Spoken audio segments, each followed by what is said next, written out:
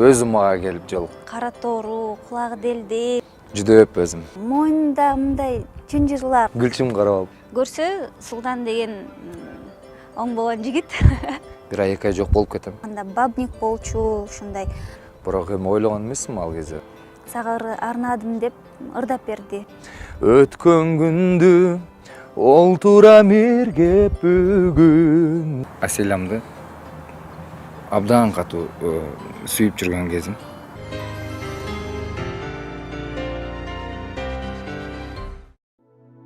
Жер жүзүндө миллиондогон адамдар болсо, анын бирөө гана жүрөккө жалын, көкүрөккө от, көзгө нур берип, жашооңду башка нукка бурат. Сүйүүнүн мына ушундай көзгө көрүнбөгөн формуласы эки ашыктын ортосунда гана сезилет. Ал эми махабат баянында биз бул сезимдерди ачыкка чыгарып, түгөйлөрдүн сүйүү жолуна сапарлаш болобуз. Абдан жакшы торт экен, жаным? Сонун торт ким жасаса дагы идея прям сонун экен. Бул 8 деп турат. Бул менин оюмча менин сага чыдаганыма 8 жыл деп торт берип атат да. Балким. Жаным. Балким. Алтыным.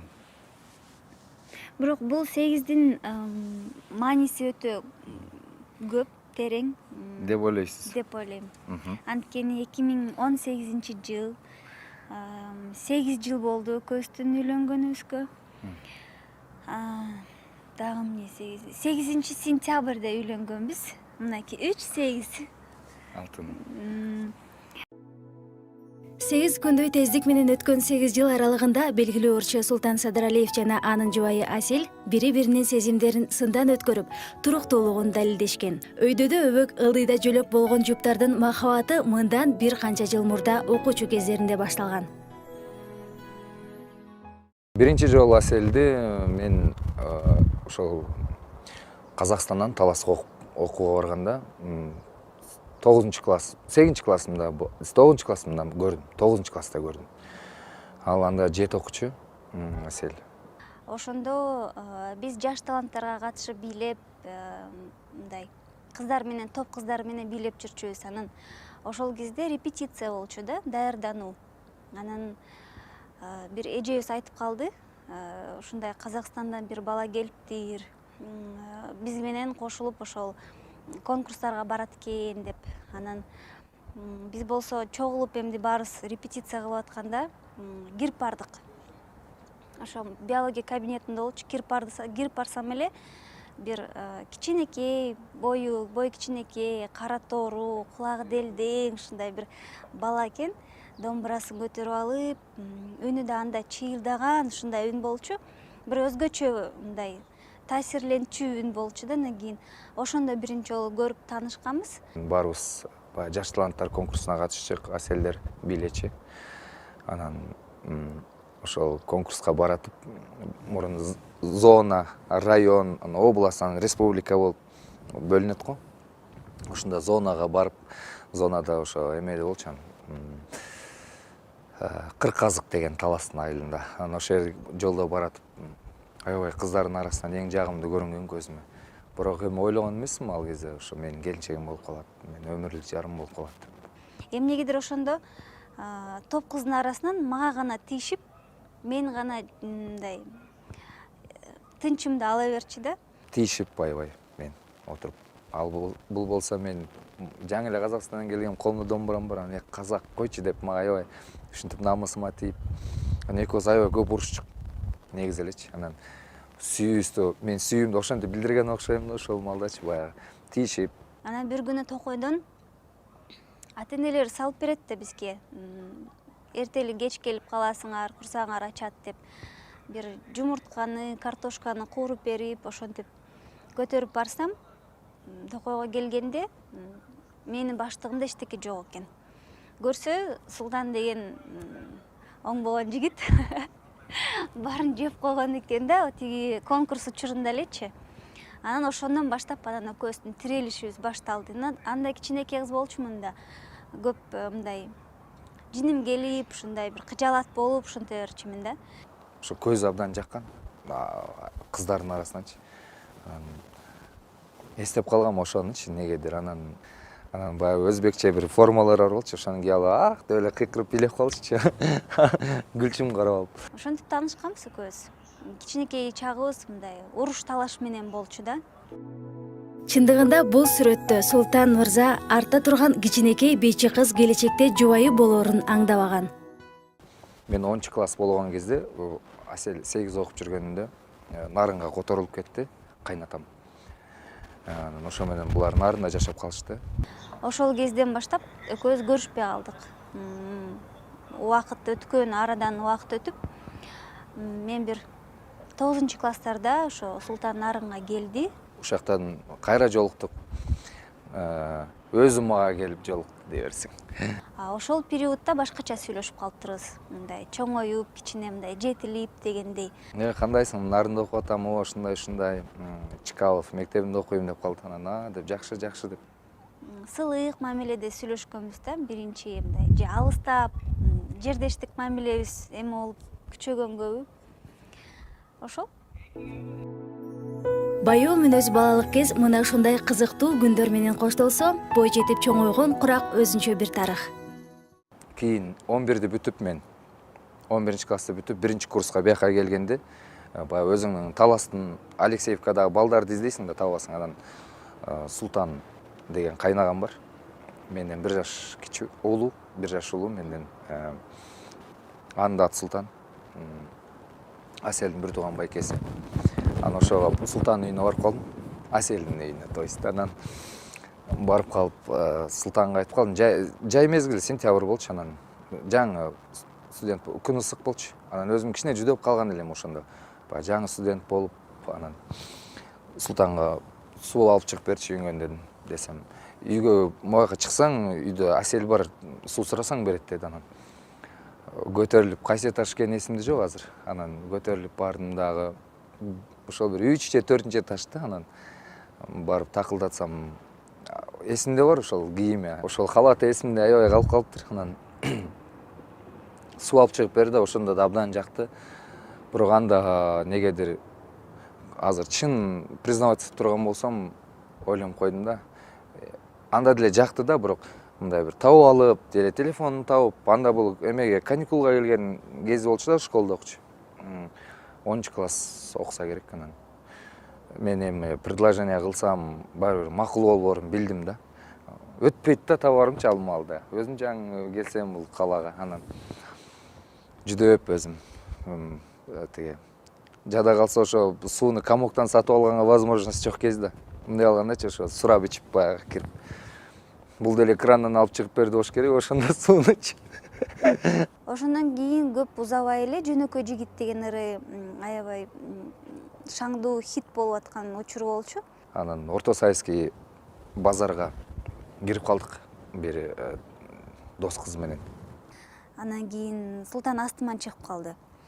Анан апам деген сабак бергенинен эжекеси болуп, эми мугалими болуп, кандай жүрөсүң, ата-энең кандай деп сурашып, сүйлөшүп калды. Мен чекеде мындай сыр бербей, унчукпай, мындай карап турдум да. Ошондо деген бир кызды ээрчитип алыптыр жанында. Анын чачы болсо келденген, мындай чынжырлар, мойнунда мындай чынжырлар, колунда шакектер. Анан мындай джинсы кийип алыптыр, айрык джинсыларды ушундай. Ошондо мода болуп аткан учур окшойт. Мен ушундай жөнөкөй жигит, сендей кызга ашык болупмун.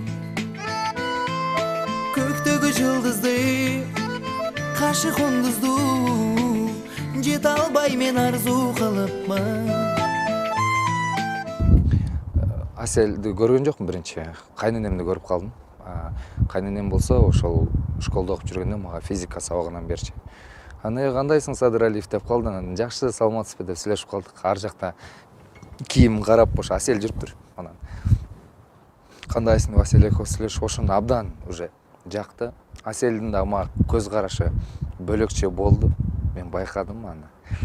Анан телефонун издейин деп чечтим.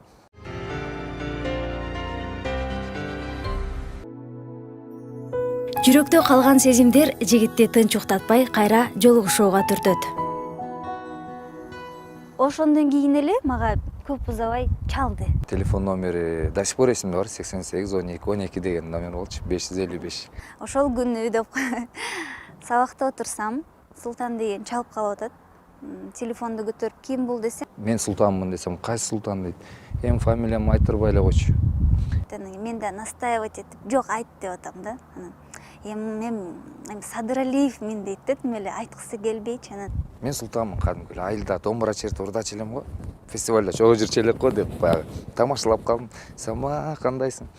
Сен жаңы эле жөнөкөй жигиттен ырыңды угуп аткам деп калды анан. Чын калпын билбейм эми. Мен колдоп айтып койду. Анан айттым бүгүн кечинде саат 5-6-ларда жолукпайлыбы.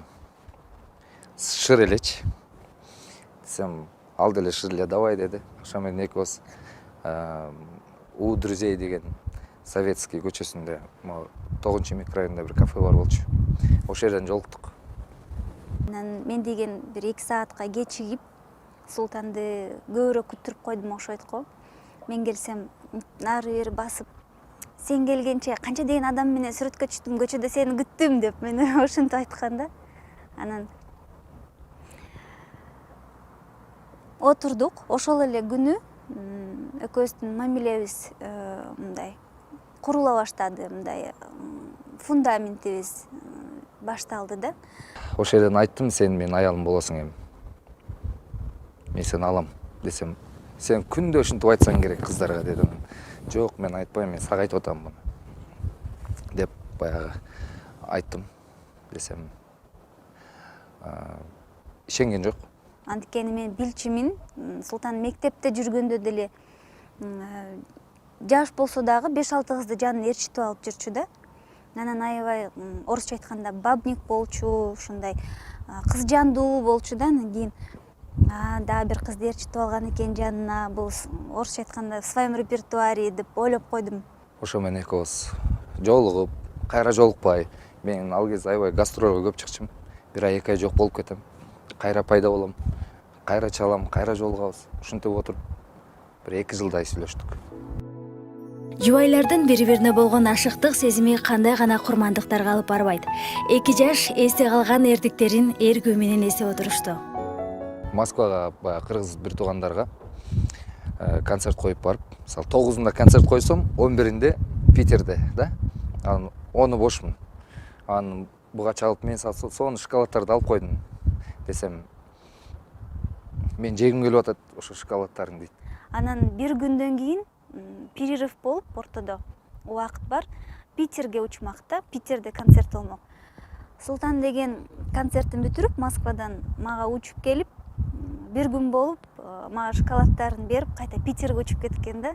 Азыр болсо мен өзүм жок келбей эле кой, андан көрөк барын бүтүрүп биротоло кел деп айтмакмын да. Ушинтип көп нерселерди, курмандыктарды көп эле кылып жүрдүм. Өзүм тек Казакстанда жайында үйгө кетип калчумун.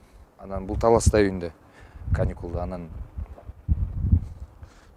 түнү менен барып, эртең менен экөөбүз 1-2 саат гулять этиш үчүн барып гулять этип, кайра үйгө келип калчумун. Себеби баягы адамды жакшы көргөндө жолдун узундугу, мындай нерселер такыр сезилбейт да. Чыгармачыл инсандар өтө сезимтал келет эмеспи? Жан дүйнөсүн ыр менен ачып, ыр менен толуктайт. Жаштардын сүйүктүү ырына айланган Эгиз жүрөк аттуу чыгарманы Султан мырза өзүнүн өмүрлүк жарына арнаган.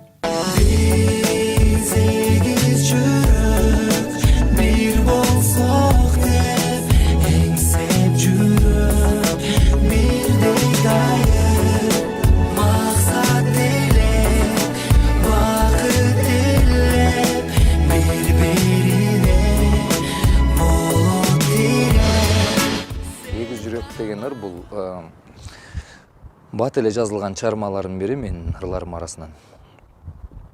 Муну оонун ошол бир таң саат 4-тө жазгам. Аселди үйүнө узатып, кайра келип отуруп алып, ыр жазгым келип аябай. Анан ошол Эгиз жүрөк деген ырды жазгам. Мындай арнап ырдай берчи. Анан кийин мен ага көнүп калганмын да, мындай. Көнүмүш адет болуп калган, адат болуп. Анан ошентип клип тартмай болдук. Анда Ак мырза боюмда бар, экөөбүз үйлөнгөнбүз, боюмда бар. Анан характер болот эмеспи? Аял затында боюнда болгондо өзгөрүлүп, куулуп турат эмеспизби? Ошол кезде мындай чарт чуртта болуп бирдеке болуп кетти да. Тартылмак по идее. Барып жакшынакай көйнөктөрдү, платьелерди сатып бергем. Баарын алып келем, тартыларыбызга бир күн калган кезде экөөбүз урушуп кеттик. Ошо бир анда да бир болбогон нерсе үчүн урушуп кеттик. Тартылбасаң тартылбай кой деп, анда да бул жаштык кылып мени мындай уговаривать этпей башка кызды тартып койду. Сүйүнөт Кеев өзү таап ошол кызды сунуштаптыр. Ошол кызды. Аны көптөр эле айтып берет, ушу келинчегиң окшош экен депчи. А негизи окшош эмес. Менин келинчегим эч кимге окшош эмес. Анан кийин клип бүткөндөн кийин алып келди. Көрөсүңбү депчи. Анан клипти көргөндө бир сыйра жиним келип, бир сыйра өзүмө да жиним келип, тартылып койсом азыр архивде калмак экен депчи. Бирок азыр дагы бир пландар бар. Буюрса эмди мындай кийинки клиптерине бирөөсүнө катышсамбы деген оюбуз бар экөөбүздүн чогуу. Азыркы күнгө чейин кандай бир свадьбага барбайын, концертке, корпоративке барбайын, сөзсүз түрдө баягы эки жүрөктү дагы ырдап коюңузчу деп көп айтышат да анан. Негедир баягы жүрөктөн чыккан чыгарма деп эсептейм өзүм үчүн.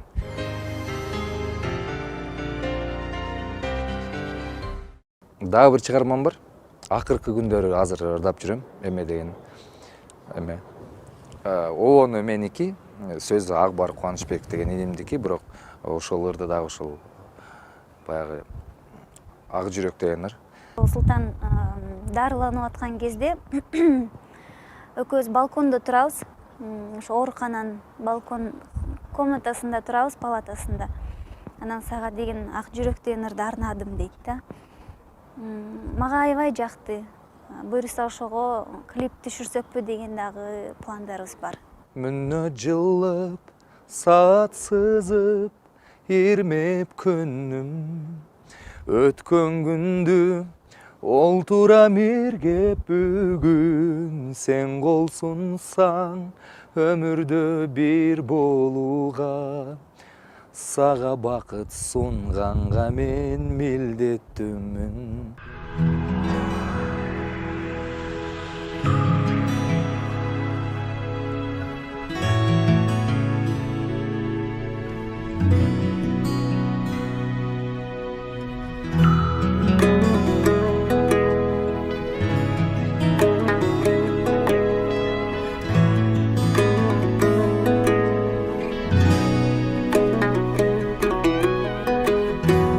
Курчап турган дүйнө көңүлгө чагып, бактылуумун бүгүн өмүрдү жаным.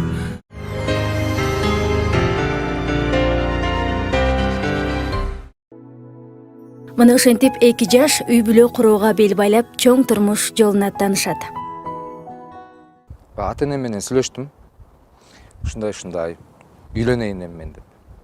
Десем, алар макул болушту. Макул балам үйлөн деп калды. Анан келдим да айттым. Кабагын түйүп алып, сен мага турмушка чыгасыңбы, чыкпайсыңбы деп ошентти. Мен дагы эч ойлонбой туруп, чыгам деп айттым, эмнегедир. Сен мага бүгүн айт. Элчилап баягы тизеле отуруп анан күлпүл берип, же болбосо баягы сюрприз кылып, бир жерге чакырып, элдин баарын чогултуп, күбө кылып, тиги грандиозный предложенияларды кылган эмесмин.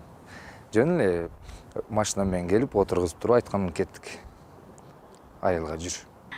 Анан ошентип отуруп мындай билинбей эле ушундай күндөр өтүп, экөөбүз деген азыр 8 жылдын башы болуптур, экөөбүздүн үйлөнүп үй бүлө куруп атканыбызга. Ар бир кыз деген өзүнүн үйүнөн чыгып атканда, уясынан чыгып атканда көз жаш айланат экен да. Кыз кылыгы мененби? Кыз кылыгы менен. Ай, кандай Айланат экен. Анан ошол кезде Султан дагы жашпы же биздин каада салтты билбейби деп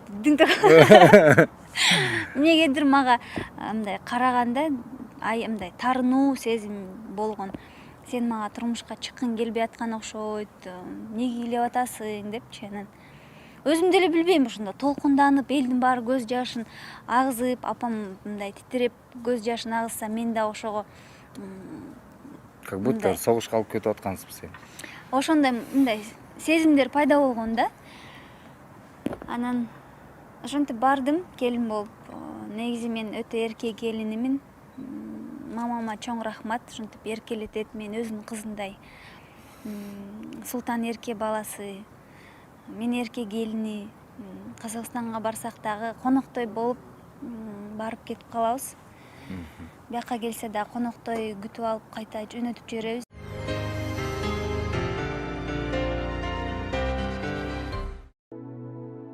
Баш кошкондогу башкы максат тукумулап бешик терметип бала тарбиялоо болсо керек. Азыркы учурда жарашыктуу жуптар Ак мырза Айсанат аттуу уул кызынын кылыктарына кубанып, тарбия берүү менен элек. Ал эми алгачкы бала жытын эскеген мезгилиндеги кызыктуу окуялары тууралуу мындайча баяндап берди. Биринчи бала болгондо абдан жакшы сезимдер болгон. Сөз менен жеткире албайм. Сага рахмат жаным. Балаңа, кызга элдин астында айтып коеюнчу. Бул керемет нерсе. Мен буну сөз менен азыр жеткирсем да кооз болбойт. Себеби сөз менен жеткирбейчү нерселер бар да адам баласында кээ бир жерлерде. Ошондо мен Ак мырзаны саат 11ден ашып кечки түнкү 11де төрөгөм. Анан Султан деген мен менен кошо бир палатага жатып алды да. Негизи андай болбойт да. Анан сени карайм деп. Рахмат ошол роддомдо эжелерге. Жаңы биринчи жолу балалуу болуп аткандан кийин сени карайм деп эле болбой жатып алды да. Анан күндө кечинде мен азыр досторум менен барып келейин деп кетет. Таңкы саат 5те келет. Мени деле караган жок. Главное, мен биздин палатада майрамдап келет деп айтпачы. Айтпа ал жагын. Мени карабайт. Ошентип менин жанымда жаткан бул дагы 3 күн.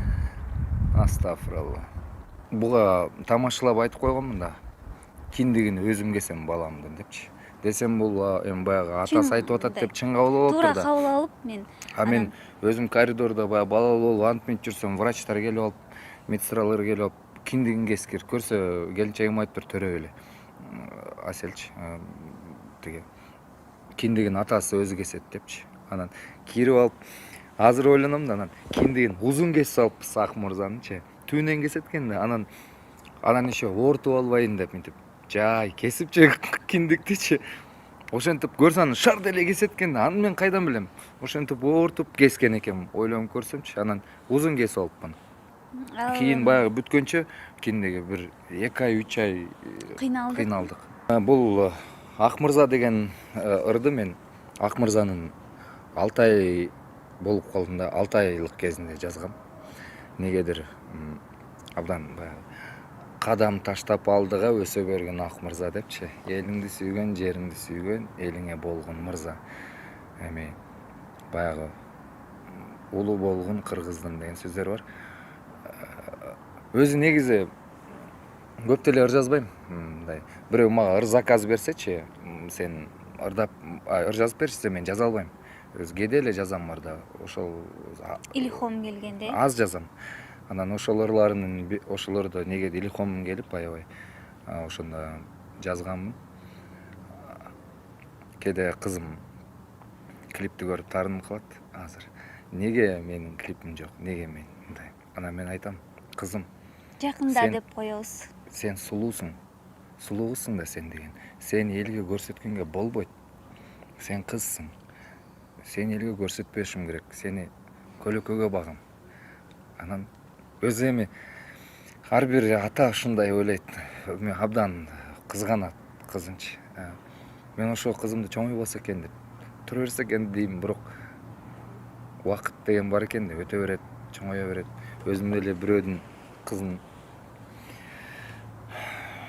алдым дегендей. Анан эркек балалуу болгондо аябай роддом астында монтип көкүрөгүм көтөрүп, өпкөмө батпай, таластыкпыз го. Анан өпкөмө батпай, эркектен эркек төрөлөт деп мондай сөздөрдү сүйлөгөм да. Эсимден такыр кетпейт. Анда жаш болчусуң да. Анан кыздуу болдум да, арадан 2 жыл өтүп. Кыздуу болгондо мындаймын го. Иманым берсин. Баягы майрам жок, ужочу. Баягы кыйкырык өкүрүк концерт жок. мындай эле ылдый. Анан шыр ыйманын сурап, Аллах таалам ыйман берсин. Баягы төрөлөр менчи. Абдан кызын таттуу абдан кыз. жакшы көрөт. Таттуу кыз абдан. Экөө команда үйдө. Бул ал папасынын тарапта, балам мен тарапта. Ошондо эки командабыз. Эки команда бөлүнүп жашайбыз да. Тиги балам дагы баягы тайын тартпай койбойт экен да. Мындай тайларына кичине түспөлдөшүп келет. Кебетеси баягы өңчү. Кызым мага окшош.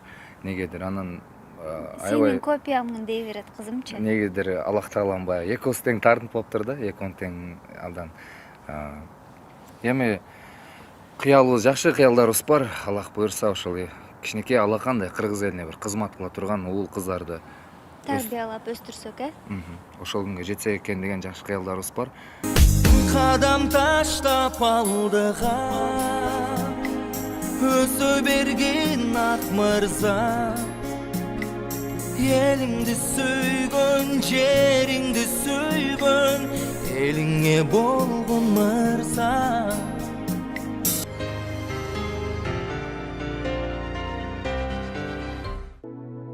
Сүйүү деген сүйүү эмес бетиңден, сүйүү деген сүзүп өтүү деңизден деп бекер айтылбаган. Турмуштун оош кыйышын бирдей көтөрүп, сабырдуулук менен жеңсе болот деген жубайлар жаштарга болгон кеңешин айтты. Жаңы үй бүлө куруп аткан үй бүлөлөргө, түгөйлөргө айтып кетмекчимин. Чыдаш керек, кичине сабырдуу болуш керек. Бали. Айтчы. Анан кичине ылдыйраак болуш керек деп ойлойм мен. Анткени эркек деген баары бир Ушул жерин кыркып мага жөнөтө бересиңер ушул жерин. Айт. Анан болгону мамиле туура болсо бардыгы бүт кыйынчылыктарды жеңсе болот деп ойлойм да. Экөөнүн ортосунда ынтымак, ырыс болсо, мындай түшүнүү болсо бири-биринде, баары болот, баары жакшы болот. Болгону кичине чыдаш керек деп айтып кетмекчимин силерге. Баягы подкаблучниктер болот го, кошулам аялыма дегендейчи. Ошондой болуп. Мен чындап Василияга кошулам, көп жерине чыдаш керек, бирин-бирине чыдаш керек. Эң негизгиси. Анан биз кыргызбыз да. Биз улутубуз улук, ошон үчүн кыргызбыз. Бизде көп нерселерге басымдык кылбаш керекпиз. Мисалы биз ошол эле западты же орустарды туураган болбойт бизгечи. Мен ошону баса белгилеп айткым келет. Орустар үйлөнөт, бир аз жашайт, жакпаса ажырашып, для себя жашап жүрө беришет го. Бизде чыдаш керек деген нерсе туура. Биз бир өзүбүз үчүн эле жашабайбыз да. Бизде ата эне деген бар, бир тууган деген бар, тууган урук деген бар. Алардын баарын эске алыш керек биз. Ошон үчүн баардыгын эске алып, жакшынакай кадамды таштап, жакшы үй бүлө күтүш керек ар бир жаштарга. Ушундай калуу тилегим айткым келет. Анан эң негизгиси баягы по расчету үйлөнбөш керек. Мисалы, мунусу бар, мунун тигиниси бар депчи.